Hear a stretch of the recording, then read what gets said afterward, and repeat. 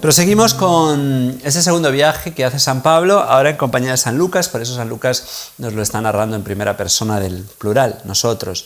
San Pablo ha dado este gran salto psicológico, teológico, histórico a Europa, desde Asia Menor, gracias a la visión del Macedonio, y está todavía en el norte, la parte norte de Grecia, que es Macedonia, camino del sur. Hoy vamos a ver cómo termina su estancia en Filipos, ciudad bautizada en nombre del gran padre del gran Alejandro Magno, y va a ir hacia el sur. Veremos cómo va huyendo de todas partes, porque en todas partes es recibido con benevolencia, pero perseguido con animadversión. Ayer porque pues le estropeó el negocio a los dueños de una pobre muchacha esclava que tenía un espíritu de adivinación, de brujería. Pues vamos a ver hoy cómo San Pablo es liberado milagrosamente de la cárcel. San Lucas tiene un especial interés, como veíamos la semana pasada, en ir formando un paralelo histórico, aunque San Pablo y San Pedro, pues San Pedro tiene esa primacía, esa prioridad, es el Papa, es la llave, es la roca, pero San Pablo siempre está reivindicando una autoridad grande que tiene dada por el Espíritu Santo, aunque él no haya sido testigo de la vida de Cristo en carne mortal, pero ha sido elegido como apóstol de los gentiles, y San Lucas está, como siempre, reivindicando su autoridad, haciendo ver que el Señor le permite hacer prodigios similares a los de Pedro. Si Pedro cura a un paralítico, San Pablo cura a un cojo. Si Pedro sale milagrosamente de la cárcel, veremos hoy que también Pablo recibe este don sobrenatural. Veíamos ayer el exorcismo que omitía la liturgia, y a San Pablo castigado hoy con los azotes. Los magistrados ordenaron que los desnudaran y los apalearan.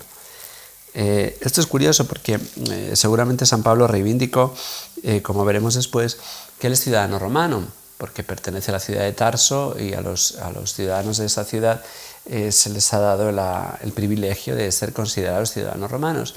Y sin embargo, no sabemos por qué, en qué falló la burocracia, o quien decidió saltarse la ley es azotado. Y bueno, pues ya en la segunda carta del apóstol San Pablo a los Corintios, él nos dirá que muchas veces lo han azotado, que se dice pronto, 5 veces me azotaron, dice en el capítulo 11, con los 39 azotes. Los judíos azotaban, un castigo, 40 azotes menos 1. Era un modo de poner límite a la crueldad del sicario de turno, de aquel del verdugo de turno.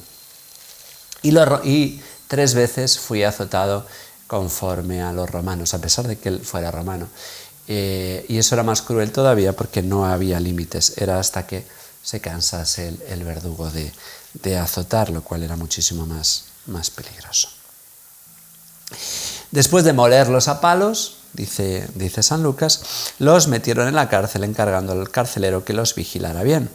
El carcelero los sujetó muy bien, se encarga San Pablo, igual que San Lucas, igual que nos ha dicho con San Pedro, que fue amarrado a 2 soldados, pues aquí nos dice que San Pablo está bien amarrado con el cepo, para hacernos ver que es milagrosa su liberación. Pero por la noche están Pablo y Silas, Silvano, llamado también, están cantando himnos a Dios, están como Daniel en el foso de los leones, o como sus amigos en el horno ardiente, están cantando himnos a Dios, como tantas veces han hecho los cristianos en la cárcel, como tantos han vivido presos y perseguidos adorando a Cristo Rey. Pues están cantando himnos, los presos los escucharon, y de repente viene una sacudida tan violenta que temblaron los cimientos de la cárcel.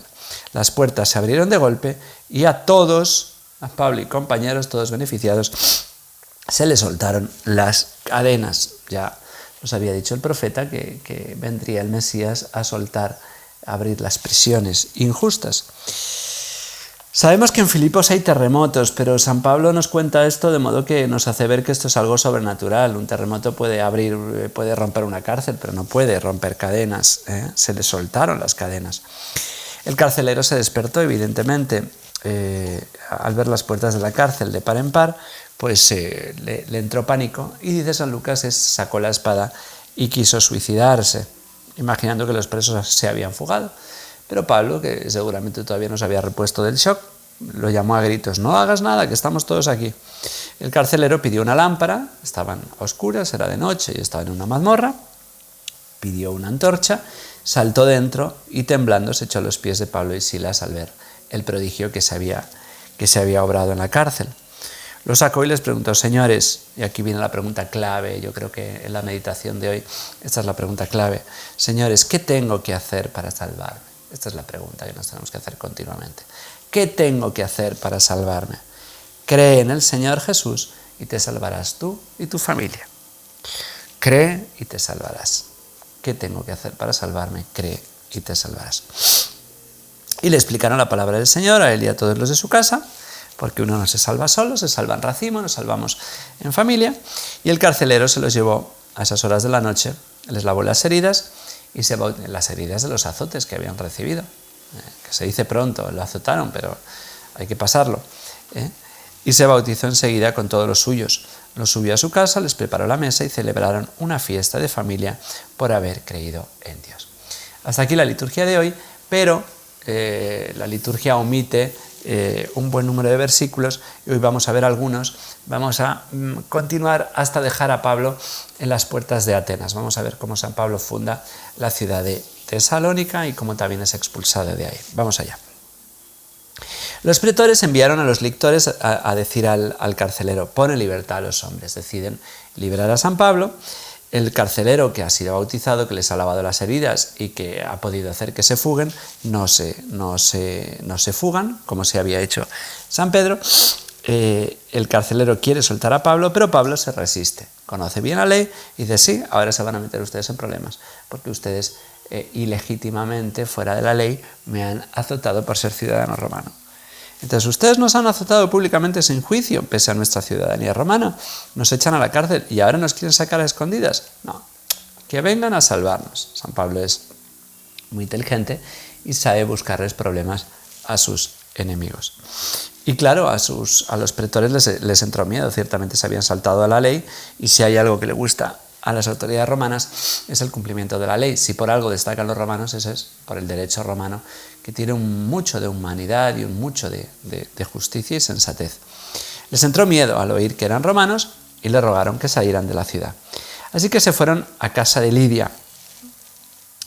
Y sí, vieron que había que irse. San Pablo va saliendo de todas partes, pero sembrando, dejando fundadas comunidades y dejando ordenados presbíteros. Los hermanos los animaron y se marcharon. Se ve que San Lucas se queda, porque ya no dice nos marchamos, dice se marcharon, pasa otra vez a la tercera persona del plural y se ve que se queda San Lucas en Filipos haciendo las veces del obispo. Entonces no estaban tan claros estos conceptos, pero propiamente se queda así. Así que San Pablo se va, la liturgia lo omite, en el capítulo 17, la fundación de la ciudad de Tesalónica y también la evangelización de Berea.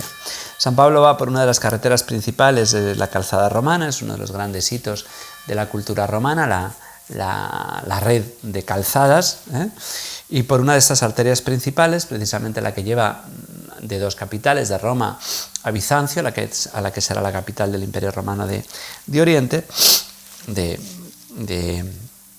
Europa a Asia, pues por esta arteria principal van a Tesalónica, que está todavía en el norte de Grecia, pero unos 120 kilómetros de Filipos, como pueden ver en el mapa si lo miran.